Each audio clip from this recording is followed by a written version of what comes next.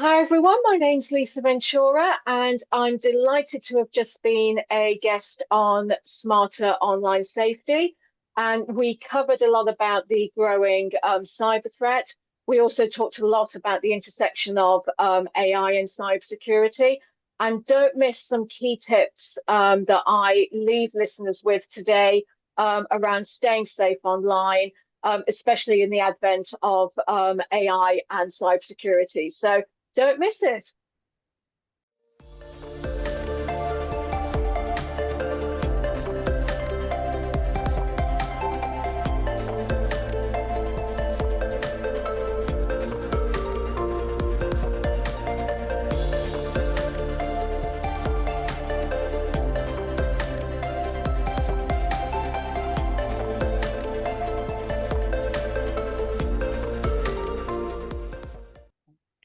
Welcome, everyone, to the Smarter Online Safety Podcast. I'm your host, Jocelyn King, and I am so excited to have this conversation with our wonderful guest today. Lisa Ventura is an award-winning cybersecurity leader whose career spans over 20 years in cybersecurity and technology. Her early career found her working on the Who Wants to Be a Millionaire TV show before she pivoted and entered the cybersecurity world as Chief Operations Officer and Marketing Director at Titania Limited, a leading cybersecurity software development company in the UK. Lisa is a published author with her books The Rise of the Cyber Women, Volumes 1 and 2, and The Varied Origins of the Cyber Men, Volume 1. And those are available on Amazon. She's recently contributed articles to Counter-Terror Business Magazine, Europa Business Magazine, and InfoSecurity Magazine. And in this past month, she was just nominated for the Women in Tech Global Awards 2025. So congratulations. She is also Thank you. yes, fantastic. Lisa's also a keynote speaker and the founder of Cybersecurity Unity, formerly the UK Cybersecurity Association. And she is in such high demand for her expertise as a thought leader and commentator in the cybersecurity industry and how it also ties into AI. And she is just an amazing, she also sits on the advisory board of the West Midlands of Cyber Resilience Center, the advisory board of the International Cybersecurity Expo, and is a judge for the Cyber OSPA Awards. She is a writer of blogs, including Cyber Geek Girl, Life, Body, Soul, Spirit, and Frankie's Legacy. She is proudly neurodivergent and a strong advocate of all things related to neurodiversity since she was diagnosed as actually autistic. Hashtag. She is also a strong supporter of promoting cybersecurity as a career path to those who are autistic and neurodivergent and for women. And she's a mentor to all those considering entering the cybersecurity industry. So Lisa, and you've won so many awards, we couldn't list them all or we'd use up the whole show, but you are part of the We Are Tech Women's Top 100 Power List, Most Inspiring Women in Cybersecurity list, and on, as well as winning the Positive Role Model award. So thank you so much for taking time out of your whirlwind busy schedule and coming to us from across the pond to be with us on this podcast today. Great to have you. Thank you. It's an absolute pleasure to be here today. I'm really looking forward to our chat. Oh, so great. And so, one thing that I love when we get so many questions from our listeners, and they are super smart people who are learning about cybersecurity. And you have a great thing to say about being part of the cyber generation. And I would love to hear you expound on that and help all of us understand what that means. Yeah, absolutely. So, as part of the work that I did with the UK Cybersecurity Association, which I founded a few years ago, and that was the UK's first dedicated trade body that was solely for individuals and organisations who actively work in the cybersecurity space. It became clear that we do stuff every day without realizing it. We'll go to all these websites, we'll put our email address into things, we'll sign up for things, we giving away so much of our data all the time. And so a big campaign that I undertook, and a big awareness raising campaign that I undertook as part of the association, was called Generation Cyber.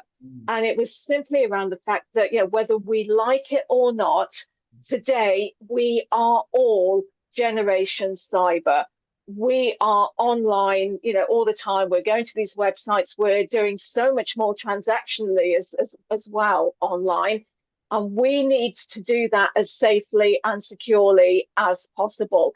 And it's incredible that even today, how many individuals and my sort of passion point area is raising that awareness of being safe online to the smaller businesses and SMEs. And even today, I still have those conversations with them, about cybersecurity. And And they'll just for our just, listeners who don't know what SMEs are, just oh, small. so a small to medium size business, small to medium enterprise Right. business. And then they'll shut me down when I'm sort of talking about cybersecurity and why they need to take it seriously. And it's almost like, no, we don't need to worry about it. We're too small, so a hacker isn't going to bother with us. And I just sort of there and I just go, oh, really? So that in itself is worrying enough. But let's assume for 1 second, and we all know it's not, but let's assume for 1 second that that's correct. And they're a small business, so a hacker isn't going to bother with them. Completely not true, but there you go. But how can they be sure that their supply chain is as secure as they can be, or they're not going to have a cyber attack or cyber incident as a result of either one of their suppliers or their supply chain or somebody that they do business with? If they're impacted, that could then cascade down, and that attack could potentially put them out of business overnight. And I've seen, and heard of so many small businesses that have literally gone out of business, overnight when they've been impacted by, some sort of large scale cyber attack. And here in the I don't know. I UK, don't know what the European statistics are, but I can throw in for the US. First sure, of all, that small yeah, businesses are the #1 target because they do yeah, have more resources than individuals, and they're not as well mm-hmm, protected as the large enterprises. So they're a prime yeah, target. And I know for the US, when small businesses are targeted, 66% go out of business within mm-hmm, 6 months after a cyber attack yeah, because yeah, for a variety of reasons, they're first of all, their customers and clients are affected, so they lose trust in them. Their operations are can't they just can't run. They lose the information. They are so distracted because small business owners are already working full time times yeah, two. So for all those reasons, and the reason it matters to everybody listening, whether you're a small business owner or not, everybody does business with small businesses. So your information yeah, is in their hands when they're getting attacked. So I just wanted to throw absolutely, that in because from the US perspective and globally, whatever the yeah, numbers change a little bit, but not too much. It's one of the yeah, biggest concerns. I'm so glad you brought that up. And could you say more absolutely. about that? Yeah, absolutely. So here in the UK, in the past year, 50% of small businesses in the UK reported experiencing a cyber attack or a breach. Wow. And that was just in the past year. And out of that, 22% of those businesses reported having at least one cyber attack in the past year. Wow. So it's just insane in terms of, and again, just last year, UK organisations overall faced something like 7.8 million cyber attacks, aimed at them. So there were threats coming at them, every second of every day. And there are new threats come at the time. AI is obviously a huge one. That deepfake technology and so on as well. So it's a real problem, and the average cost of just one small incident to a UK small business is that average cost is placed at around £10,830. That doesn't sound like a lot, but that's a lot of money to a small business that may not necessarily have that amount in their cash flow. That So could it make is or a break. huge That problem. could make or break Yeah, a company. And then don't forget totally. how many weeks and weeks of time go into repairing the damage, which they really can't. Yeah, So yeah, for everybody listening, a certain percentage are small business owners or have a side business that they're growing, but everybody listening does business with small businesses, whether it's your veterinarian or your dentist or your tax preparer or your dog groomer or whatever. Your information is in there, your credit card info, all the communications, personal information, PII that can be traced back, Yeah. emails, passwords, all of that. What advice do you have for the average person of what they need to be aware of, or what they should be, when they're interacting with small businesses too, what should they be doing? Certainly be wary of what you're giving out online, and the level and the amount of information that you are giving out. So over here we have the National Cybersecurity Centre, which is part of the UK government, and the NCSC puts out a lot of advice that's aimed at small businesses and SMEs in particular. And there's lots of things that you can do. Things like always, use your two-factor authentication. Always, back up your data. All those things that everybody should be looking at, looking at doing. But I would say as well, really stop and think about the volume of information that you're giving away. And one classic example of this is if you're applying for jobs. And Mhm. there are so many organizations that have you put in things like, your date of birth, your address, your email address, your phone number, all this, highly And identifiable in the US, information. your social Uh, security number, which, Totally. And here, the equivalent, right, your national insurance right. number as well. And and all of that has to be inputted in before you can even get to the point where you fill in the application form, where you upload your resume, and provide supporting information or a covering letter.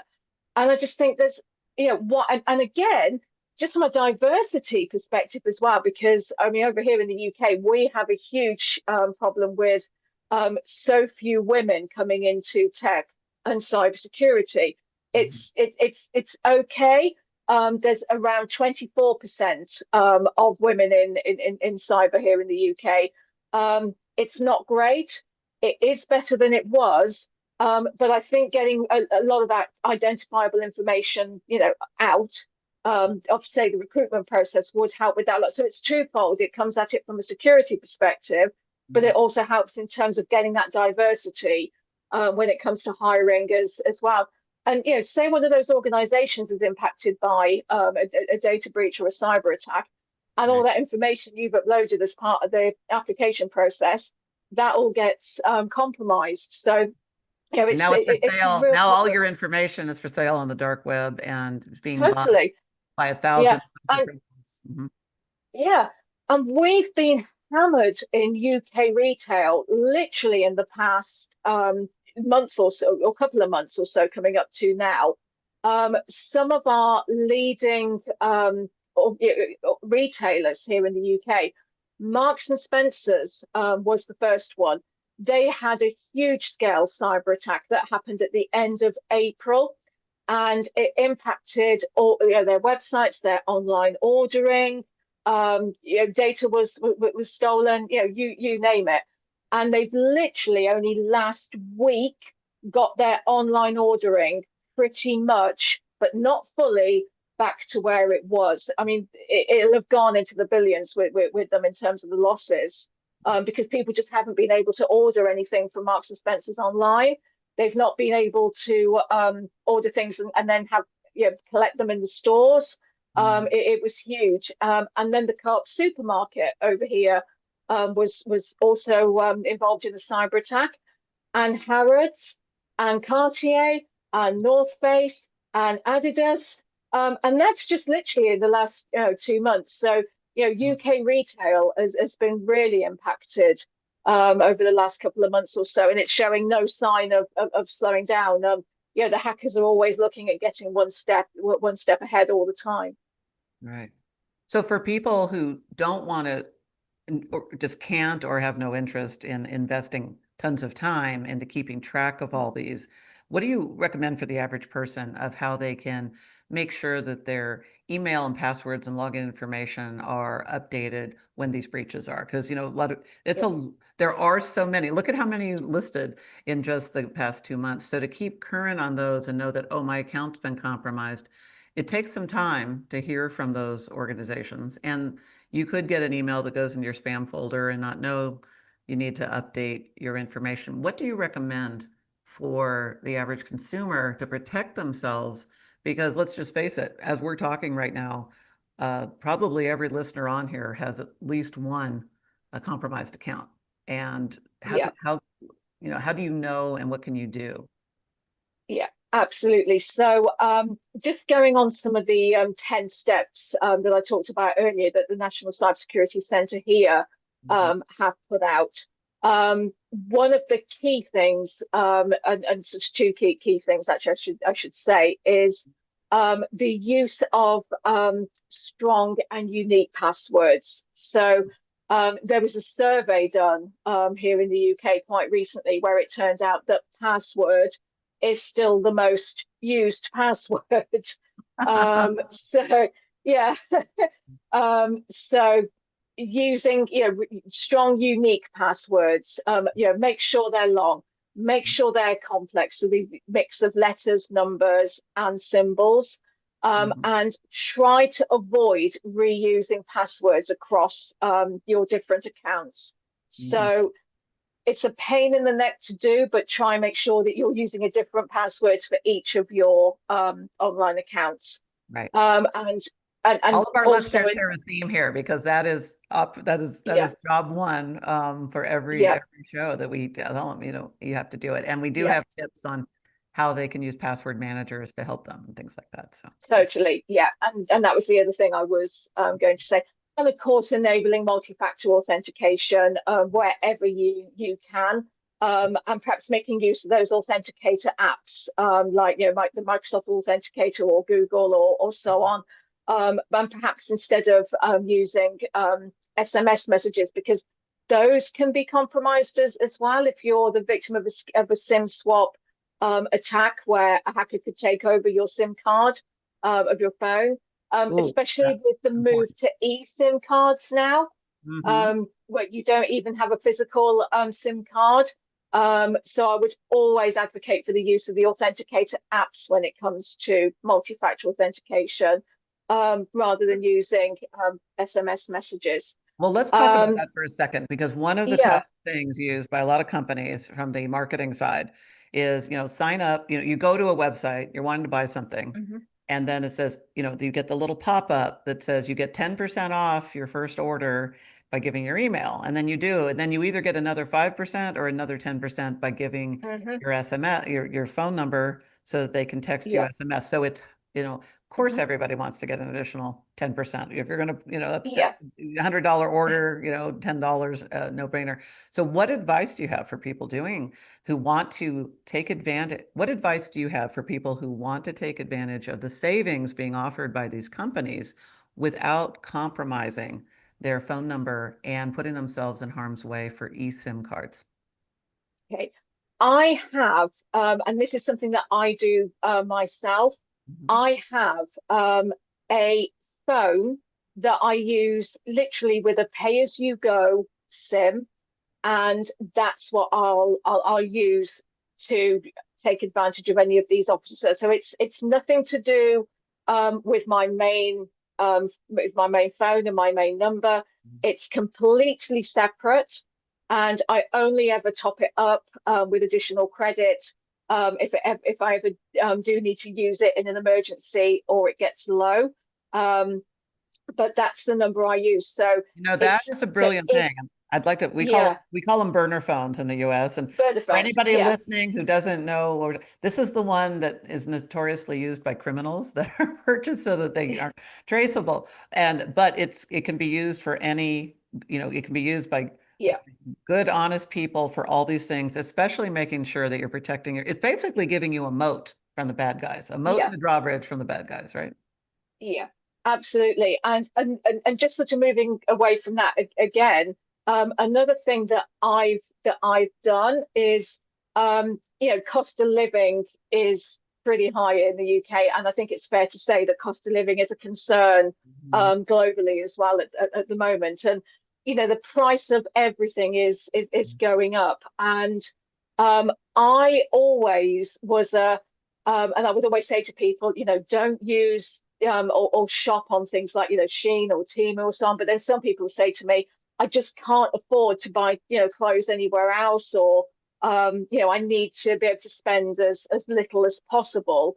And Mhm. so the advice that I give there is set up a Gmail, Outlook, one of these free email accounts, Mhm. and just call it something really, innocuous. So, for example, it could even be something like online shopping 2025 at gmail.com. Right. Something like that. Don't use your name in it. Don't use any identifiable info. Literally just something like online shopping 2025 at gmail.com. Get that set up. And then if you do want to buy anything from one of these sites, pay by PayPal, because that'll give you an extra layer of protection. You're not giving your card details, Mhm. and you're not putting those card details into those sites when you go to pay for the goods that you want. So if you use PayPal, you've just got that little bit of extra layer of protection. Um, Mhm. and to people that do want to use those sites or save money, that's the way that I would certainly use them and set that up to do so. That is great. Now you were talking about eSIMs versus regular SIMs. Hmm. Can you Yeah, talk? We're going to get into AI here next, but before we leave this subject, this is so important. So a SIM yeah, card, and now there's eSIMs. Can you tell yeah. people in plain English what that means? A- Absolutely. So you no longer will have a physical SIM card that you could hold in your hand. The SIM card will be lodged within your phone's memory, and therefore it's known as an eSIM card. So there's nothing physical there that you have in your hand at all. It's all housed within the memory of your phone. Right. So you've gone from hardware to software, but Yeah. software is very easily hacked compared, especially compared to some hardware. So there you Totally. And eSIMs are very susceptible to things like SIM swap attacks because attackers will often socially engineer or bribe telecom providers to go. transfer your phone number to a new eSIM. And then once they control your number, they can then potentially bypass any SMS-based 2FA. They may even be able to reset passwords or access accounts. And that's why I say when it comes to two-factor authentication, try and go for the authenticator app options rather than SMS-based 2FA. Right. So to that point, if they take over your phone SMS and they have your email, which in this day and age Yeah, is so easy to get, they can yeah, literally, what that means if we play this out, is your retirement account or your banking account, where let's say you yeah, have it secured for two-factor authentication to get an SMS text on your phone to say, yes, it's me, or an email, they now have access to that. correct. So they are hacking Yeah, in and they are acting as you, approving that transaction, all of this while you're not aware. yeah. Absolutely right, and it's worrying how it's going as well in terms of the sophistication levels of how hackers will get into your accounts and try whatever they can to be able to access whatever they can, and obviously get the most money that they can. That's what their ultimate Right. end game is. Now, there's a brute force Yeah. way that they're getting in, but you mentioned bribing a bit. Can you talk a little bit about what is known about how hackers work with cell phone providers to actually get information they shouldn't have? Yeah, absolutely. So they will take all that personal information that they've gathered, Mhm. and they can then potentially use that to circumvent or even to fool telecom providers into thinking that they're speaking to the person that has the account. And then obviously once they control that, they can bypass anything. And an interesting thing I mentioned about the cyber attack against Marks and Spencer's here in the UK at the end of April. While that was put down to a group called Scattered Spider, and it was a known group that are responsible for a lot of cyber attacks. The way that they managed to get in with Marks and Spencer's is they actually pretended to be a user that needed to have the passwords reset for a lot of the defenses that they had, and a lot of the software and the firewalls and everything that they were using to defend against cyber attacks. And one of the attackers actually contacted the support desk to ask for a password reset, and that happened, and that's why they were able to get in and cause as much damage and havoc as they did. So it's Wow. that impersonation element, and with the way that AI is going with deepfakes, and not just the videos but voice, as and imagery and so on. It really needs some much bigger education around that, because it's immense what's going on. You can sound like a nice, innocent, busy stay-at-home mom with a baby crying in the background saying, I'm so sorry, I'm just trying to get this done, and use all those human social engineering techniques to get them to do things they shouldn't, because you're influencing the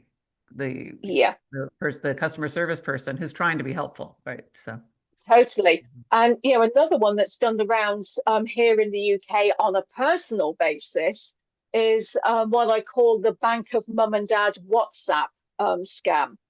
And what they've done there is they'll try to target people via WhatsApp with a message that has been designed to look as if it may have come from somebody's son or daughter.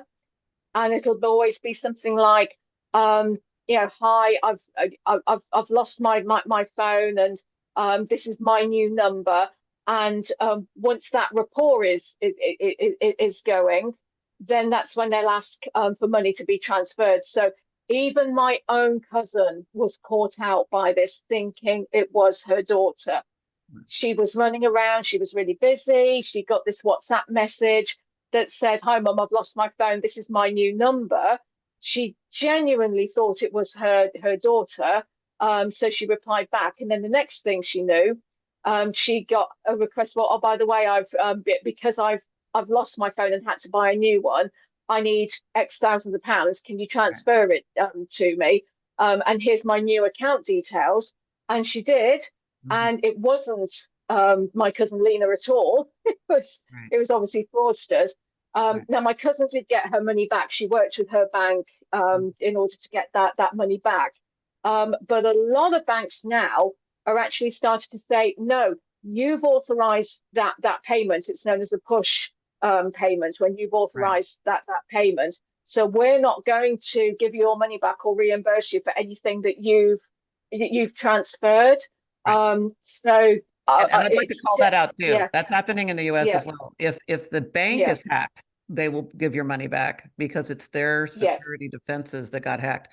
But if you initiate the transfer and you're behind it, and it's your keystrokes and your login that are doing it, and you're the actor taking the action, they will not reimburse you. And so many people have lost tens of thousands of dollars irretrievably because they were fooled and they took the action, but the bank's not responsible for that. So that's a really, really important point, because people can lose, you could lose your entire life savings, or you could even lose a few hundred or a few $1,000s, but nobody can afford that. And on top of it, it's such a horrific feeling to know that you've been, a victim of cybercrime. And having survived it myself, I don't wish it on anyone. You were talking about AI and what it's doing, and briefly say about what you're doing with the founding of the new organization, and then if you could tell people what AI is doing to help cyber criminals, that would be fantastic. Absolutely. So with all the work that I've done with the UK Cybersecurity Association, which became then known as Cybersecurity Unity, and in the last couple of years or so, AI has just exploded exponentially everywhere. even all the marketing for different products and so on. It's always AI driven or AI powered, or this has AI, that has AI. Then there's all the learning language models and ChatGPT and Gemini and all Copilot and all of those. And so I'm launching a new trade association called the AI and Cybersecurity Association that will be the global voice for the intersection of AI and cybersecurity. And the mission of the new association will be to raise awareness of that intersection of AI and cyber, and also educate people around using AI securely, safely, responsibly, and ethically. Because I hear of so many people and so many organizations where they're feeding all manner of different documents that could contain quite confidential or sensitive information into these learning language models, and no real thought into the security ramifications around that. And hackers are also using AI, for example. So I also do a lot with cybersecurity awareness training. And one of the a lot of the traditional bits of advice that I would give for spotting phishing emails, for example, would be things like, look at how it's constructed, look at the spelling, look at the grammar of it, etc. And with AI using these tools like ChatGPT and so on to craft those phishing emails, it's getting that bit harder for the average person to spot if an email is a phishing attempt or not. Like a lot of us that are in cyber, that are in the business, we could probably look at an email, and even if it looks on the surface to be well constructed, we might be looking at it and think, yeah, looks like an AI model has put that together. But the average person, in the general public, they're not going to necessarily, pick up on that. To them, it's going to look quite well written and well crafted, and oh, this looks genuine. I'd better click on that. Logo. The right logo. It's professional. Totally. Yeah. So and then by which time it's too late. But AI as well can also be, a real force for good when it comes to cybersecurity. And some of the ways that it can do this is for things like threat detection and prediction, because AI will be capable of analyzing, huge volumes of network traffic and user behavior in real time. And then that way it can, look at detecting malware, phishing, and identifying anomalies, a lot quicker, and also flagging, unusual patterns, using those machine learning, models. And for example, Microsoft Defender for Endpoint and Darktrace uses AI for threat detection and autonomous response, and has solutions for that. And then, of course, there's security automation and response. So AI can automate tasks that usually require a lot of manual effort. So it could do things like automatically isolate, endpoints where there's a security issue, or it could perhaps trigger predefined, incident response. And AI models can also be trained on billions of phishing email samples to allow AI to be able to flag phishing email attempts in real time. It could also analyze email headers, URLs, and text patterns. And crucially, it can also look at detecting spoofed domains and fake websites and deepfake based scams. And Google's AI, for example, can block 100 million phishing emails daily in Gmail. So there are a number of ways, and that's just a few of them, that AI can really help when it comes to cybersecurity. That's awesome. So the bad news is that AI is helping hackers who used to put out emails, phishing emails that look like they were written by a fifth grader, be more sophisticated and look legitimate. So it's a powerful tool helping cyber criminals be better.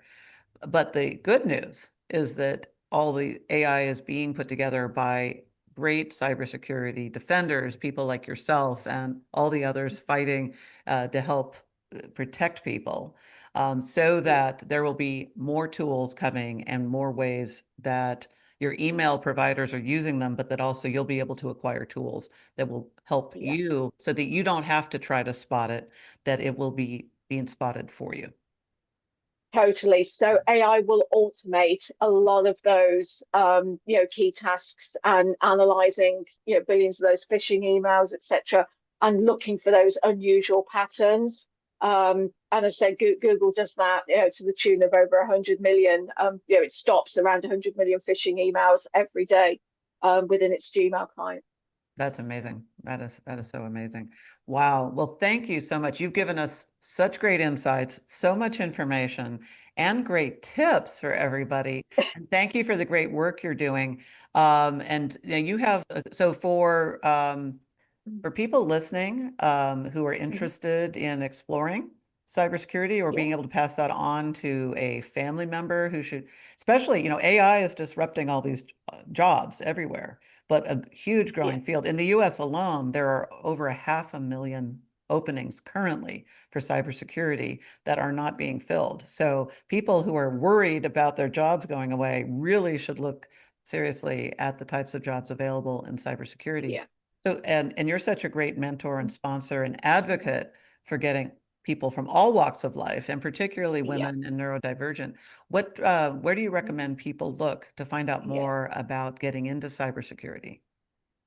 Absolutely. So, over here in the UK, the UK Cybersecurity Council has put together a career mapping toolkit for anybody that's interested in cyber, because um, certainly one of the things for me is when somebody comes to me to say, I love the sound of cybersecurity and I would really love to get into it. Well, the first question I've got is, that's absolutely amazing. Is there a particular area or specialism that you would like to get into? And the analogy that I like to use for this is, say you're interested in becoming a doctor and you want to get into the medical arena. Well, there's so many different ways and areas to do that. I mean, you could be a general practitioner doctor, or you could be a pediatrician. You could want go into gynecology. You could go into neurology. There's all these areas of healthcare that you might want to look at and choose to specialize in. And cybersecurity is exactly the same. And so the And also council's kind of, yeah, you don't have to be like a hacker in a totally. hoodie. You could be an analyst. Yeah, You could be yeah, somebody on the business side and the back end. Maybe you're a correct. great writer and you're going to be putting out Yeah, written reports. You do not have to be a software hacker to get into the field of cybersecurity. And you can do all this totally. great good protecting millions of Yeah, people by working for a company or a government organization or anything. And so yeah, everybody has people in their lives who are in some kind of career transition, or young people in their lives who are looking for career paths. This is I recommend it. I know you recommend it. And there are so many ways you could go into it. So that is great advice. And for people who want to learn more, tell us a little more about your books and blogs. yeah. Absolutely. So, I have a series of books out through Security Blend Books. They're called The Rise of the Cyber Women, and there are 3 volumes of that out today. And the reason I compiled those books is I wanted to create, I guess, a platform for those that had different pathways into the cybersecurity industry, to sort of talk about them and showcase them, and to inspire that next generation of people. Whether that's people from young people from school, college, or university, or career transitioners. I wanted to inspire them to get into the cybersecurity industry. And I've also got The Varied Origins of the Cyber Men. The first volume of that is out, and volume 2 is coming out later this year. And again, I wanted to focus on the great work that men are doing in the industry, but again, specifically those men that had a career pivot into cyber, or came from a really different background, and then got into cyber. And for example, in volume 1, I have a chapter dedicated to a guy that was a chef, and then made the transition into cyber as a cyber analyst. So it's really showcasing all those different journeys and pathways to inspire the next generation to get into the industry. That is great. And it's such a fun read because these are real human interest stories and Hmm. talking about things Yeah. that can inspire you on how to just, first of all, it's just entertaining. And secondly, it might inspire you to think of something that you'd like to do or that somebody in your, that somebody you know would be interested in doing as well. So thank you for those. I'm so glad you keep the volumes coming. That is awesome.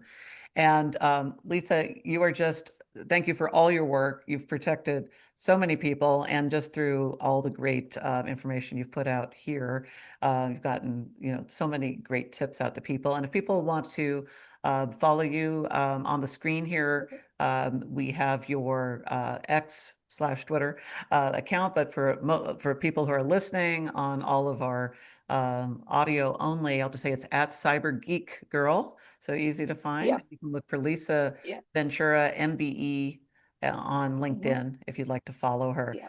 Thank you so much. This has been a great conversation. Time has just flown, as it always does with conversations with you.